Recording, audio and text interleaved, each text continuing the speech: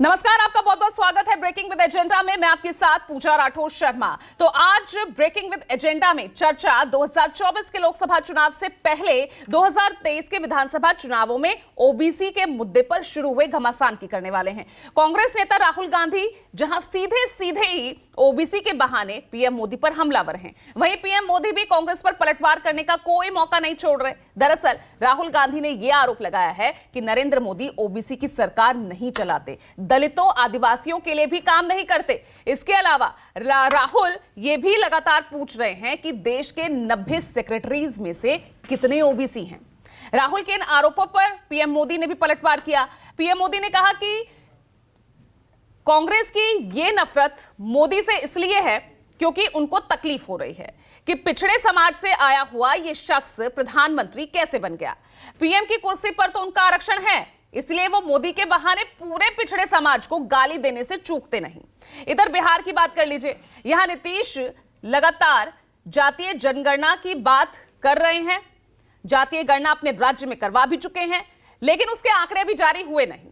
जबकि विपक्षी गठबंधन इंडिया के तमाम बड़े दलों के एजेंडे में ओबीसी कार्ड, ओबीसी मुद्दा है और बहुत ही महत्वपूर्ण मुद्दा है। तो आज इन्हीं तमाम मुद्दों को लेकर हम चर्चा करने वाले हैं। और इसलिए सवाल ये कि राहुल के पिच पर क्या मोदी आ गए हैं? क्यों बोले कि वो सबसे बड़े ओबीसी है?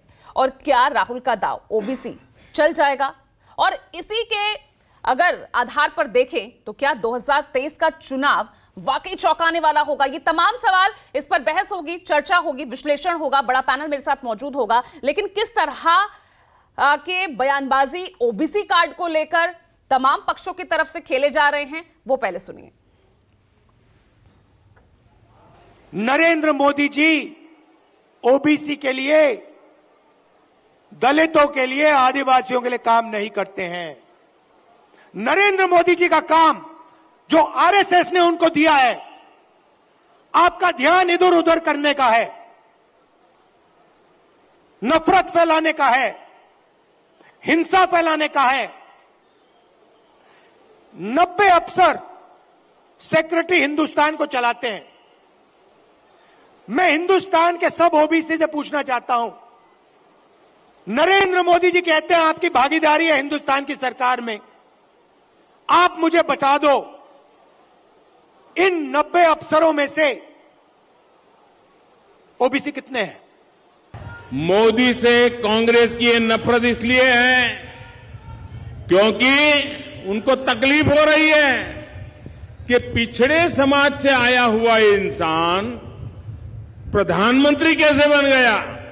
उनका तो आरक्षण था पीएम की कुर्सी पे, इसलिए वो मोदी के बहाने पूरे पिछड़े समाज को गाली देने से नहीं चूकते। गरीब, दलित, आदिवासी, ओबीसी सभी से कांग्रेस नफरत करती है। कोर्ट सजा देती है, ओबीसी को गाली देने के लिए सजा देती है, फिर भी सुधरने को तैयार नहीं है। ओबीसी के लिए कितनी नफरत होगी, इसका ये उदाहरण है।